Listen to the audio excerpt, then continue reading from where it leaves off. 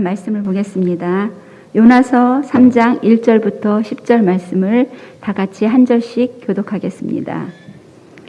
여호와의 말씀이 두 번째로 요나에게 임하시니라. 이르시되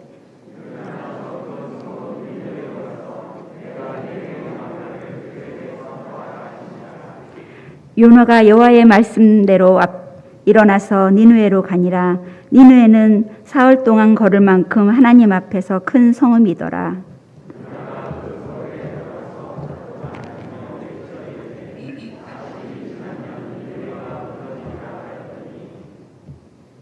니느웨 사람들이 하나님을 믿고 금식을 선포하는 높고 낮은 자를 막론하고 굵은 베옷을 입은지라.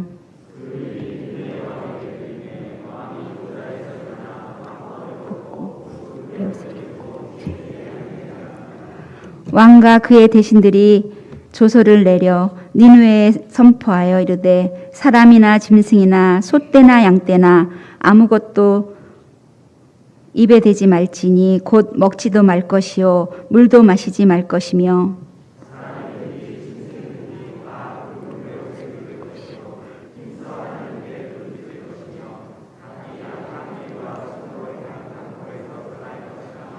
하나님이 뜻을 돌이키시고 그 진노를 그치사 우리가 멸망하지 않게 하시리라. 그렇지 않은 줄을 누가 알겠느냐 한지라. 하나님이 그들이 행한 것 곧 그 악한 길에서 돌이켜 떠난 것을 보시고 하나님이 뜻을 돌이키사 그들에게 버리시라 말씀하신 재앙을 버리지 아니하시리라. 아멘. 하이브리드 3.0 교회를 담당하신 이진영 목사님께서 하나님의 나라를 구한다면이라는 제목으로 말씀 전해주시겠습니다.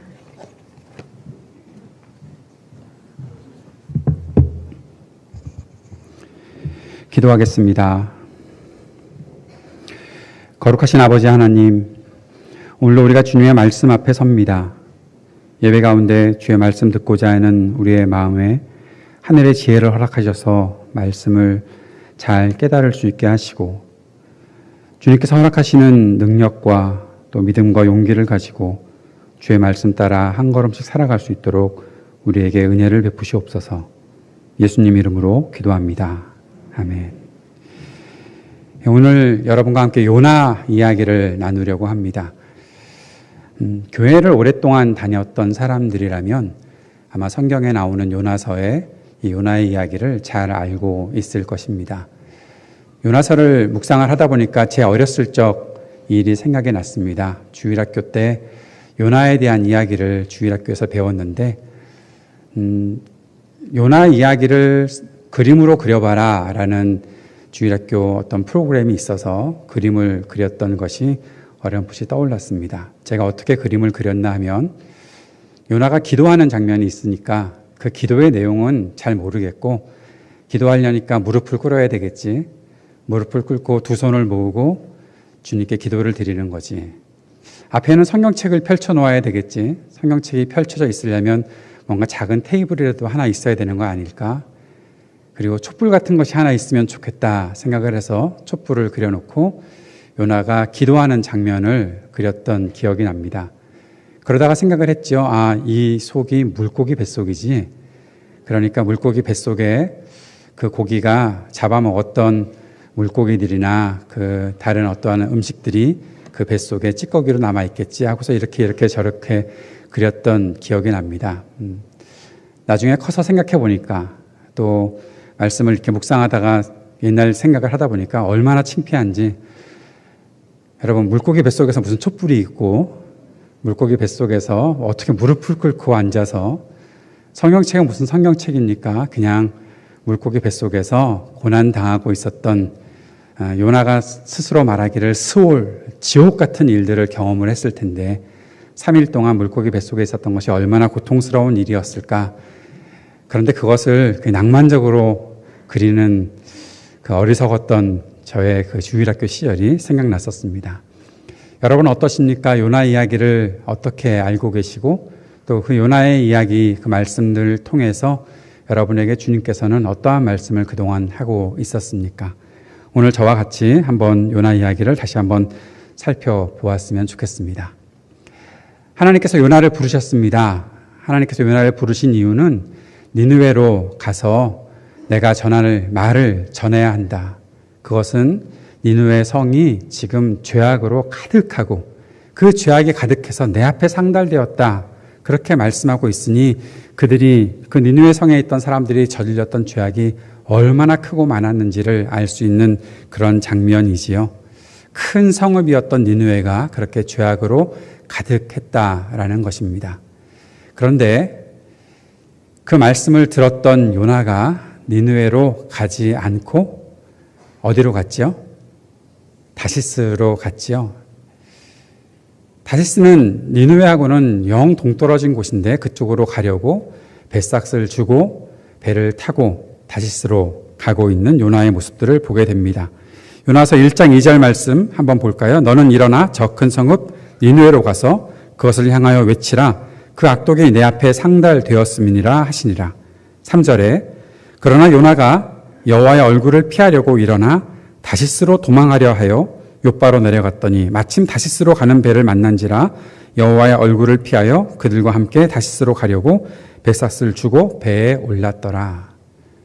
공교롭게도 다시스로 가고 있는 요나의 모습을 발견하게 됩니다. 질문을 던지게 되지요. 왜 요나는 니느웨로 가지 않았을까? 그 질문과 함께 우리가 던져야 되는 질문이 두 가지가 있습니다. 왜 요나는 여호와의 낯을 피했을까? 그리고 또 한 가지는 왜 다시스였을까? 여호와의 얼굴을 피했다, 여호와의 낯을 피했다라는 것은 하나님의 임재와 영광 안에 있지 않겠다라는 것입니다. 하나님의 얼굴을 피하지 않는다는 것은 하나님과 맞닥뜨려서 하나님과 소통한다라는 것이죠.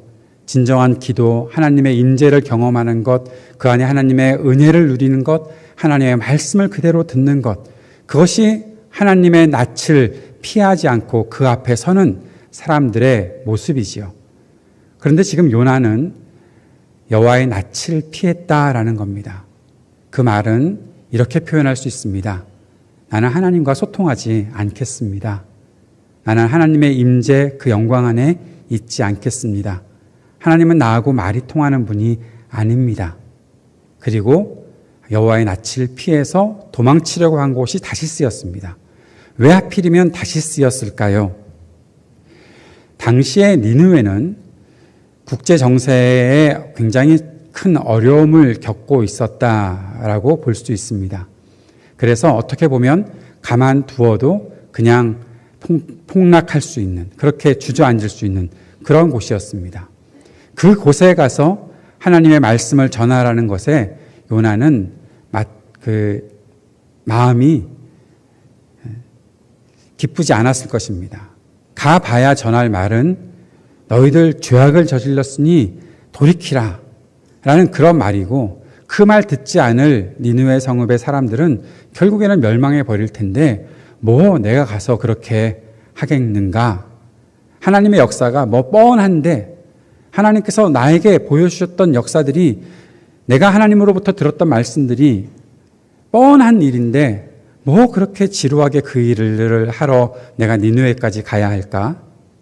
거기에 비해서 다시스는요, 열왕기상 말씀에도 그런 것을 잠깐 볼 수가 있는데, 솔로몬 시대에는 다시스가 굉장히 금과 은이 많고 상아나 고귀한 것들이 많고 뭐 공작새라든지 원숭이 등등 아주 신비한 동물들이나 그런 것들이 많아서 그런 것을 해상 무역을 통해서 오갔던 그런 곳이었습니다. 그러니 결국 그 다시스에 대한 요나의 생각은 지금 조금 더 앞을 또 미래를 향해서 발전할 수 있는 곳, 그 곳에 가면 뭔가 새로운 일이 시작될 것이고 뭔가 모험을 할 수 있는 그런 곳, 그런 곳에 내가 가는 것이 마땅치 아니하겠는가. 그런데 마침 공교롭게도, 우리가 자주 쓰는 말이죠. 마침 공교롭게도 다시스로 가는 배가 있었고 뱃삭을 딱 맞게 주고 그 배를 탈 수 있었던 것이 요나였던 것이죠. 사랑하는 여러분, 여러분 같으면 어떤 결정을 하시겠습니까? 목사인 저에게 질문을 해봅니다.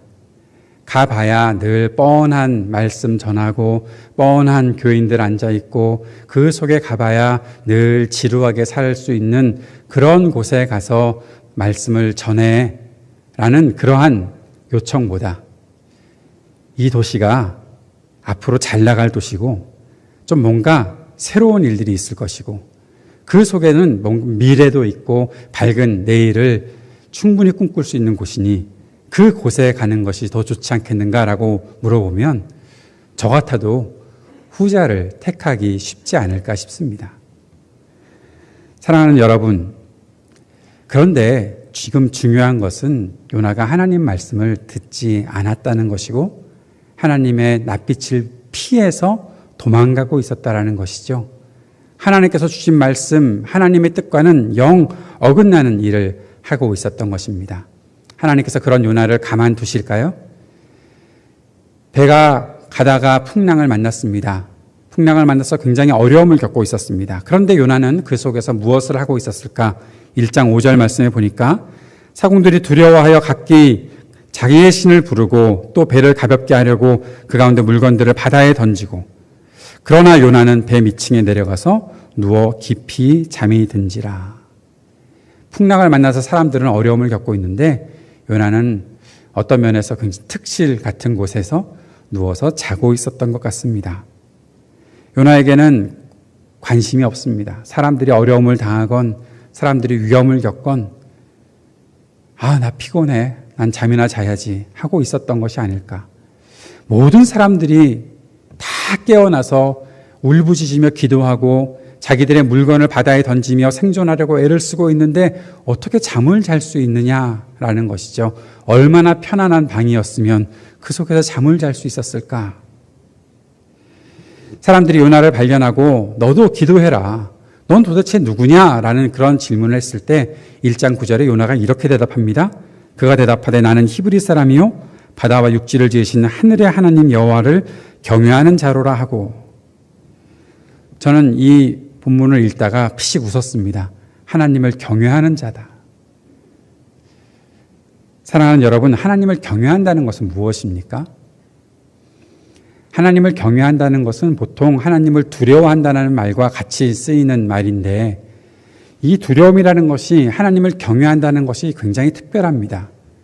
무엇이 특별한가 하면 두려워하면 피해야 되는 것이 정상인데 하나님을 경외하는, 하나님을 두려워하는 사람은 하나님께 가까이 가게 되어 있습니다.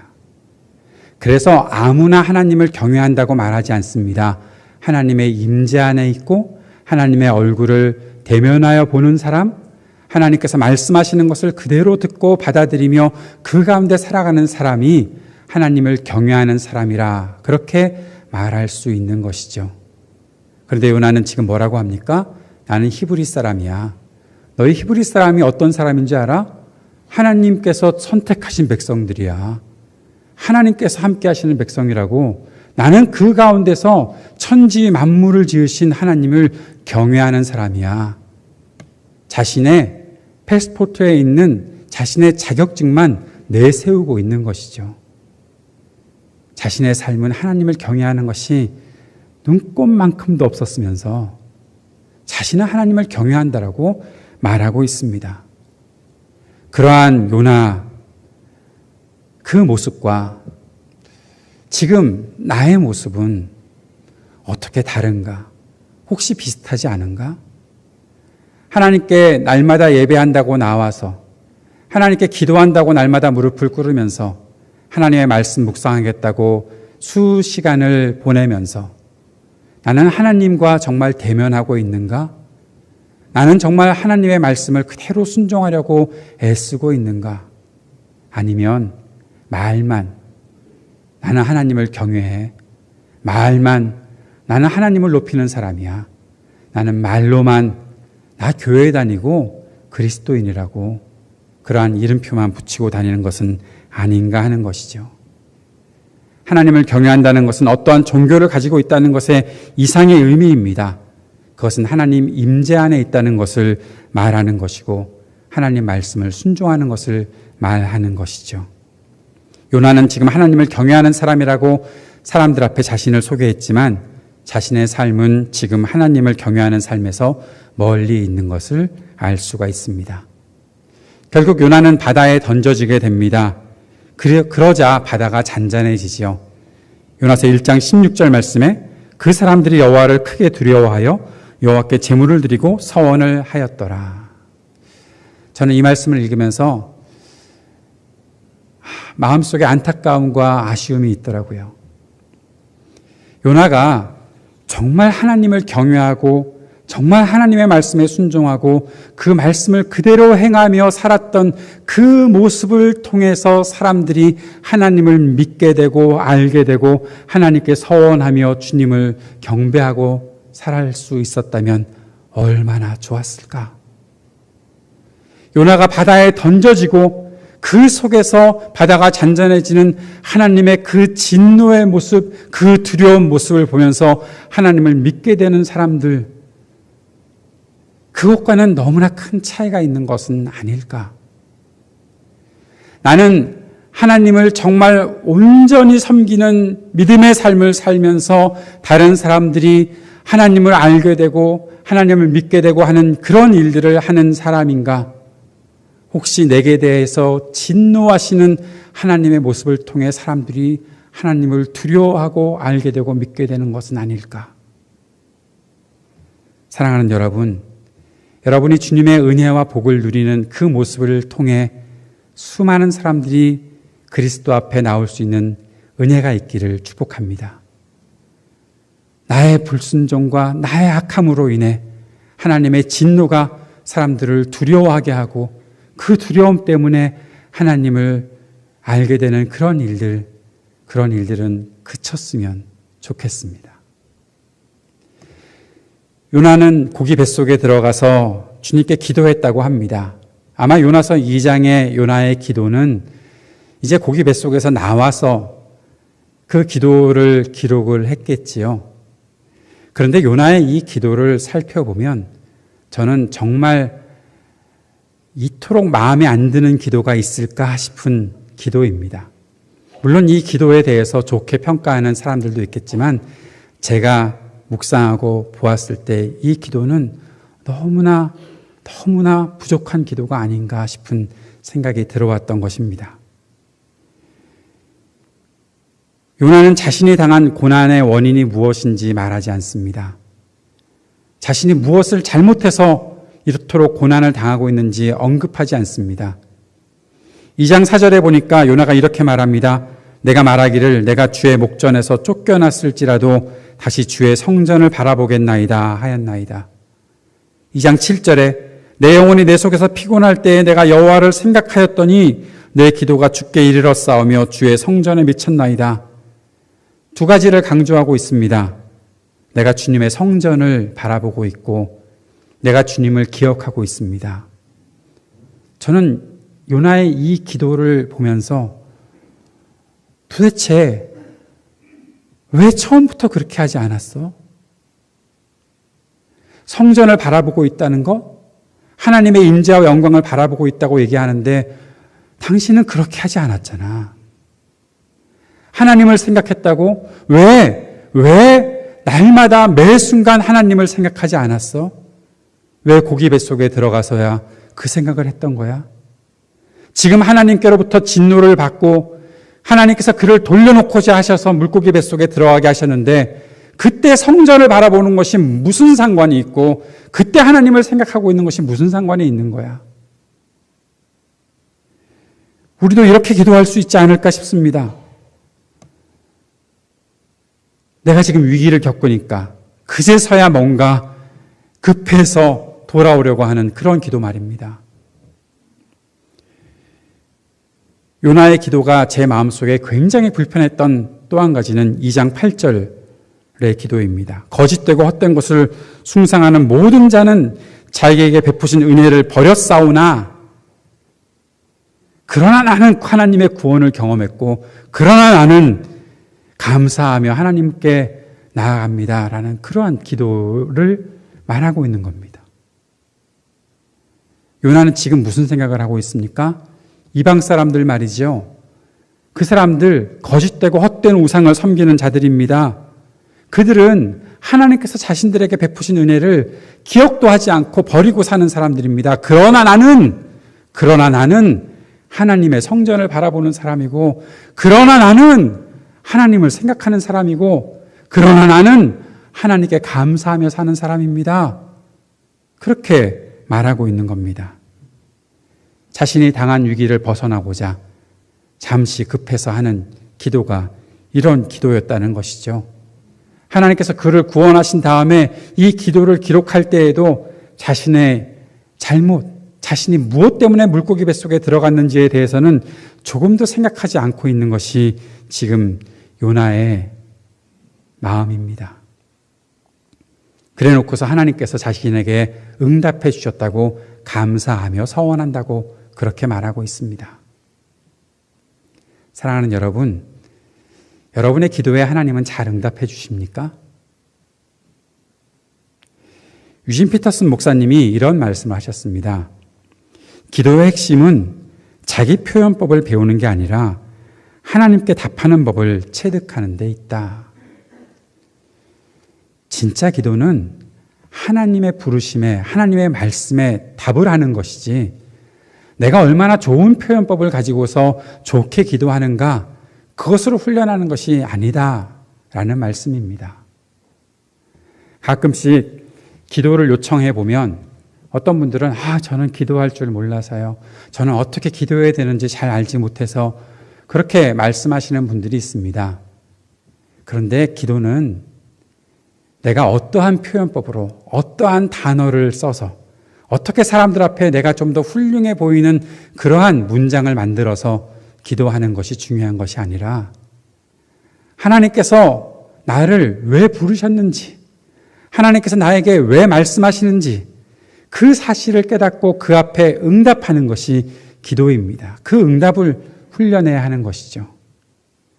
그런데 요나는 하나님께 응답하지 않습니다. 요나서를 끝까지 읽어보십시오. 한 번도 하나님께 응답하지 않습니다.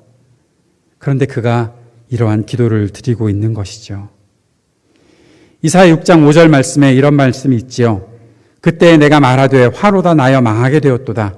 나는 입술이 부정한 사람이요 나는 입술이 부정한 백성 중에 거주하면서 만군의 여호와이신 왕을 배웠음이로다 하였더라.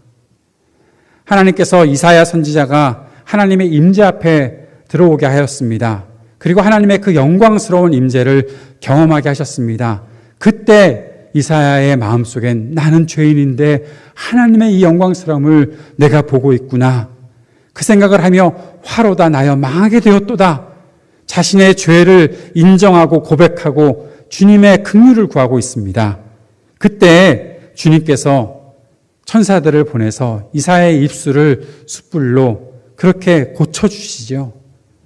그래 놓고 하나님께서 말씀하십니다. 이사야 6장 8절에 내가 또 주의 목소리를 들으니 주께서 이르시되 내가 누구를 보내며 누가 우리를 위하여 갈꼬 하시니 그때 내가 이르되 내가 여기 있나이다 나를 보내소서 하였더니. 이사야는 하나님의 임재 앞에서 자신의 죄를 보았고 그 죄를 다 치료하시고 완전히 새롭게 깨끗하게 만드시는 하나님의 은혜를 경험합니다. 그리고 하나님께서 부르실 때에 내가 누구를 보낼까 할 때 주님 제가 여기 있습니다. 나를 보내십시오라고 말씀드립니다. 주님께서 이사야를 보내서 말씀을 전하고자 하시는 것은 백성들에게 너희 귀가 굳었고 너희 눈이 굳었고 너희가 알지 못할 것이다 라는 그러한 저주와 그러한 하나님의 진노의 말씀인데도 불구하고 이사야는 그 말씀을 증거하기 위해 살아가는 그러한 모습들을 보여주고 있습니다. 이사야처럼 응답해야 되지 않겠습니까? 하나님께서 우리를 부르셨을 때 하나님의 그 부르심에 응답하고 살아가는 것이 우리의 모습이 되어야 하지 않겠습니까? 하나님께서 쓰시는 사역자들은 물론이고 우리 모두가 그리스도인으로 이 땅을 살아가고 있다면, 그리스도를 따르는 사람이라면 그 주님의 음성에 민감하게 반응해야 하지 않겠습니까? 이제 물고기 뱃속에서 나와서 어느 정도의 회복의 기간을 겪었던 요나에게 주님께서 다시 말씀하십니다. 3장 2절, 오늘 읽었던 본문이죠. 일어나 저 큰 성읍 니느웨로 가서 내가 내게 명한 바를 그들에게 선포하라 하신지라. 일어나 가라라고 말씀하신 것은 이제 너의 그 모든 것들이 물고기 뱃속에 3일 동안이나 있다 나왔으니 사람이 얼마나 큰 아픔과 상처와 어려움이 있었겠습니까? 그 모든 것들이 이제 회복되었으니 다시 니느웨로 가라 말씀하시는 것이죠. 그런데 요나서 3장 3절과 4절 말씀을 읽다가 저는 또 다시 불편해졌습니다. 한번 같이 읽어볼까요? 요나가 여호와의 말씀대로 일어나서 니느웨로 가니라. 니느웨는 사흘 동안 걸을 만큼 하나님 앞에 큰 성읍이더라. 요나가 그 성읍에 들어가서 하루 동안 다니며 외쳐 이르되 40일이 지나면 니느웨가 무너지리라 하였더니, 니느웨 성읍이 굉장히 커서 둘러보는 데만 3일이 걸리는 그런 큰 성읍이라고 했습니다. 그런데 요나가 하나님의 말씀을 증거하며 다녔던 날은, 시간은 얼마나 걸렸습니까?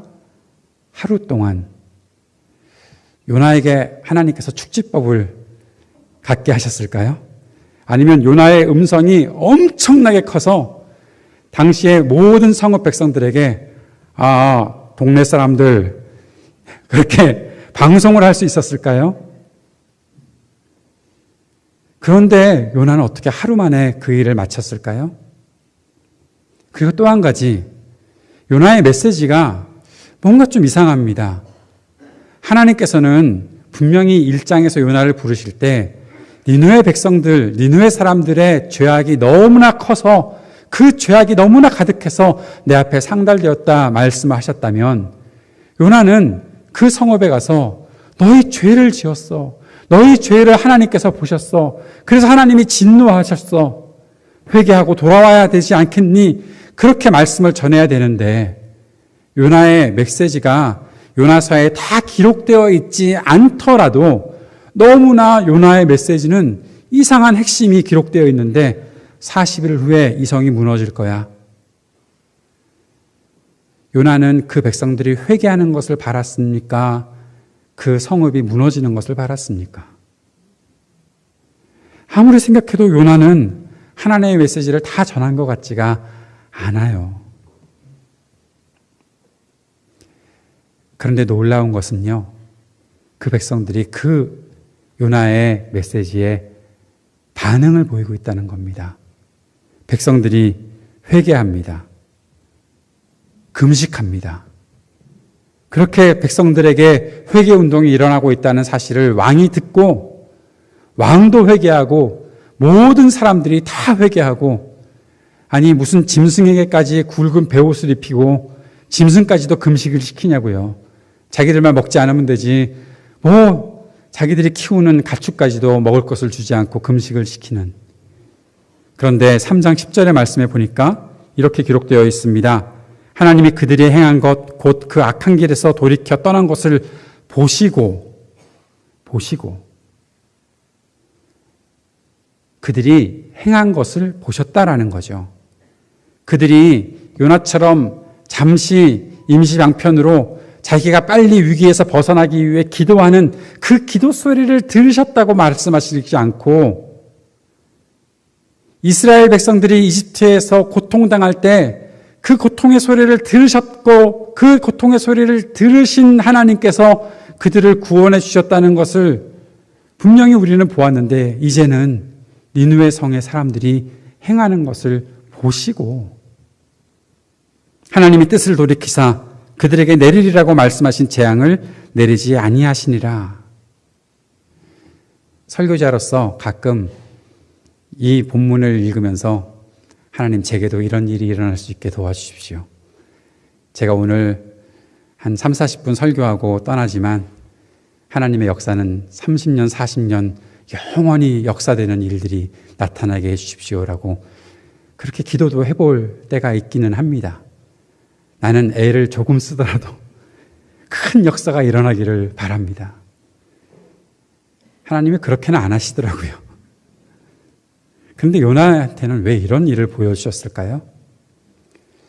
사랑하는 여러분, 그러면 그 정도 되면 하나님께 감사하고 하나님 정말 이렇게 하셨습니다 라고 해야 되는 것이 정상 아닐까요? 4장 1절에 보면 요나가 매우 싫어하고 성내며. 아니 지금 하나님의 역사가 일어나서 니느웨 성이 하나님의 재앙을 받지 않게 되었는데 요나가 화를 냅니다. 요나서 4장 2절 말씀을 한번 봅시다. 여호와께 기도하여 이르되 여호와여 내가 고국에 있을 때 이러하겠다고 말씀하지 아니하였나이까? 그러므로 내가 빨리 다시스로 도망하여 싸우니 주께서는 은혜로우시며 자비로우시며 노하기를 더디하시며 인애가 크시사 뜻을 돌이켜 재앙을 내리지 아니하시는 하나님이신 줄을 내가 알았음이니이다. 아까 우리 권사님 찬양하실 때 하나님은 노하기를 더디하시며 그렇게 아름다운 모습으로 하나님께 찬양하고 고백하는 것이 정상인데 요나의 이 말은 뭔가 비아냥되는 것 같습니다. 하나님 정말 은혜로우시네요. 자비로우시네요. 노하기를 더디하시는 분이시네요. 은혜가 크셔서 인애가 크셔서 그 뜻을 돌이켜서 재앙을 내리지 아니하시네요. 하나님 내가 그런 하나님이신 줄 익히 알고 있었거든요. 그래서 내가 다시스로 가려고 했던 거예요.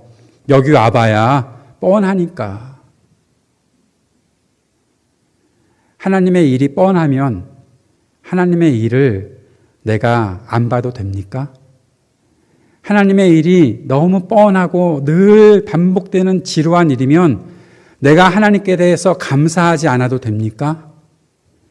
하나님께서 역사하시는 것이 내 기대와 딱 맞았네? 어머나.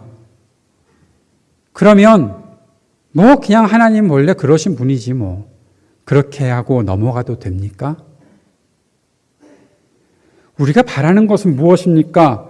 요나가 바라는 것은 도대체 무엇입니까? 자신의 예측 속에 모든 것이 다 있어요. 자신의 계획 속에 모든 것들이 다 있어요. 아니, 그것보다 못하다고 하나님을 그렇게 자꾸만 비아냥거리고 비웃고 있는 것 같아요.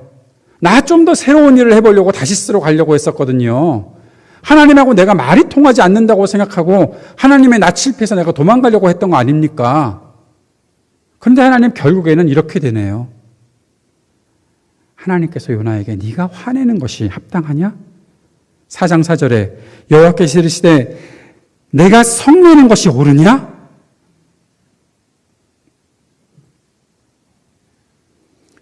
사랑하는 여러분, 여러분의 기대와 하나님의 일은 어떻습니까?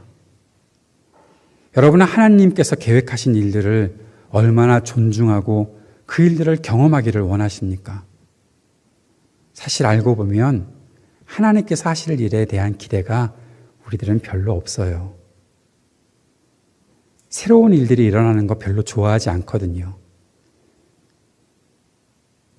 그리고 또한 하나님께서 하시는 일들에 대해서 내가 자꾸 판단하려고 해요.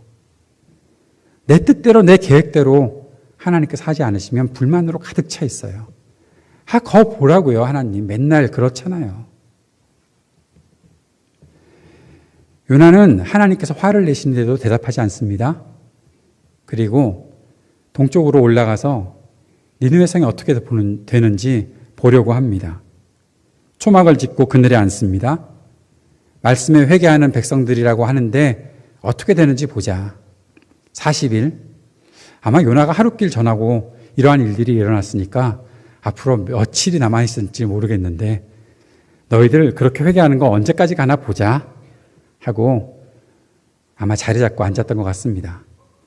그런데 거기에서 박농쿨 사건이 일어나게 되는 것이죠. 뜨거운 볕이 있을 때 하나님께서 박농쿨을 준비하셔서 요나를 그늘로 덮어주었더니 그것 때문에 너무 좋아합니다. 정말 유치해서. 그런데 다음날 아침에 하나님께서 박농쿨을 싹 없애버리시니까 뭐라고 합니까? 나 죽어버릴래. 그렇게 얘기합니다. 요나는 죽겠다는 말을 너무 쉽게 합니다. 나 죽어버릴래. 날 바다에 던져. 그러면 되겠지 아마 요나서 4장에 나타나는 요나가 죽겠다라고 말하는 것을 가만히 보다 보니까 1장에서 자신을 바다에 던지라고 하는 그 장면도 예사롭게 들리지가 않습니다. 하나님 앞에 내가 희생해서 이 사람들을 구해주겠습니다라는 거 아닌 것 같습니다. 그래, 내가 하나님 앞에 하나님의 뜻을 내가 어겼어. 그래, 나 바다에 던져버려. 차라리 내가 없어지고 말 거야. 그렇게 하고 있었던 것은 아닐까? 저의 상상입니다. 하나님의 사람이라면 하나님께서 말씀하시고 이끄시는 그 인도하심 속에서 마음을 단정히 하고 어떠한 위기가 있더라도 침착하게, 진지하게, 좀 더 묵직하게 하나님의 말씀을 따라가야 되는데 툭 하면 죽어버리겠다고. 나 안 해. 그렇게 하고. 그런 사람이 하나님께서 왜 그런 사람을 쓰실까? 그런 생각이 들어올 때도 있습니다. 사랑하는 여러분, 그러한 요나에게 하나님께서 말씀하시는 것이 4장 10절, 11절 말씀이죠. 한번 읽어봅시다. 여호와께서 이르시되 내가 수고도 아니하였고 재배도 아니하였고 하룻밤에 났다가 하룻밤에 말라버린 이 박농쿨을 아꼈거든 하물며 이 큰 성읍 니느웨에 좌우를 분별하지 못하는 자가 12만 명이요 가축도 많이 있나니 내가 어찌 아끼지 아니하겠느냐 하시니라. 하나님이 질문하시는 것으로 요나서가 마무리가 됩니다. 사랑하는 여러분, 우리는 날마다 하나님의 자비를 구하며 살고 있습니다. 그런데 우리가 구하는 하나님의 자비는 어떤 것입니까? 오로지 나만을 위한 것이 아니었을까? 내게 그늘을 조금 더 주세요. 내가 조금 더 편안히 살 수 있는 뭔가 환경을 만들어 주세요. 그것만 이루어지면 하나님이 자비로우시고 그것과 관계없이 하나님 나한테 그늘을 달라고 그랬지 왜 저 사람들한테 그늘을 주세요? 하나님 정말 이상하신 분이네. 확 죽어버릴까? 막 그렇게 말하는 것은 아니었을까? 금식 자주 하셨어요? 여러분의 금식은 혹시 단식 투쟁이 아니었던가요? 하나님 이거 안 주시면 나 확 굶어 죽어버릴 거예요? 하나님의 자비가 얼마나 큰지 모르고 오로지 내가 사는 영역에만 하나님의 자비를 구하는 것은 아니었을까? 그러한 우리들에게 하나님께서는 나와 너와 얼마나 다른지 좀 알아야 되지 않겠니? 말씀하시는 것 같습니다. 이사야 55장 9절 말씀. 이는 하늘이 땅보다 높음 같이 내 길은 너의 길보다 높으며 내 생각은 너희의 생각보다 높음이니라. 하나님의 크신 생각을 우리가 담아내는 그러한 하나님의 자비를 구하고 살고 있는가 하는 것이죠. 나와 조금만 다르면 아니라고 하고 내가 생각했던 일들이 이루어지지 않으면 하나님에 대해서 이런 하나님이 다 있어 그런 식으로 판단하는 것이 우리가 아니었을까? 우리는 왜 자꾸 그런 일들만 반복하며 살게 될까? 그런 질문을 해보게 됩니다. 그런데 고린도전서 2장 9절에 이런 말씀이 있습니다. 기록된 바 하나님이 자기를 사랑하는 자들을 위하여 예비하신 모든 것은 눈으로 보지 못하고 귀로 듣지 못하고 사람의 마음으로 생각하지도 못하였다 함과 같으니라. 하나님의 크신 사랑을 우리가 눈으로 보아도 깨닫지 못하고 귀로 들어도 알지 못하고 그렇다는 거예요. 생각도 못하는 것이 하나님의 크신 사랑이다. 크신 은혜다. 사도 바울은 우리가 하나님의 계획을 볼 수도 이해할 수도 없다고 합니다. 그런데 사도 바울이 우리가 하나님의 그 은혜, 크신 은혜를 알게 되는 그러한 길이 있는데 고린도전서 2장 12절에 우리가 세상의 영을 받지 아니하고 오직 하나님으로부터 온 영을 받았으니 이는 우리로 하여금 하나님께서 우리에게 은혜로 주신 것들을 알게 하려 하심이라. 하나님께로부터 온 영을 받았으니 우리가 하나님의 은혜를 알게 되었다. 내가 다 계산할 수 없는 그 놀라우신 하나님의 은혜를 내가 오늘 알게 되고 경험하게 되고 느끼게 되는 것은 내게 주신 하나님의 영이 있기 때문이다 라고 말씀하시는 겁니다. 그것은 다른 말로 하면 내가 하나님의 그 임재 안에 머물러 있고 하나님께서 베푸시는 그 말씀과 은혜 속에 머물러 있고 그것에서 멀어지지 않고 주님께 가까워져서 주님을 경외하는 사람으로 살고 있기 때문에 내가 하나님의 이 크신 은혜를 이해하고 살아갈 수 있는 것입니다. 그렇게 고백하는 것이죠.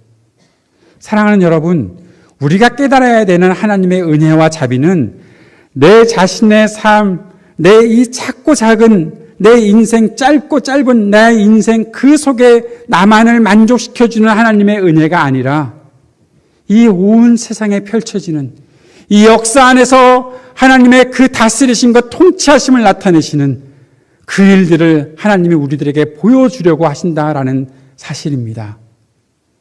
사랑하는 여러분, 우리의 삶이 아무리 작고 우리의 인생이 아무리 짧더라도 우리가 하나님을 바라보고 살면 그 크신 하나님의 영광을 마음속에 담아내고 살면 우리의 삶의 태도는 바뀌어야 한다는 것이죠.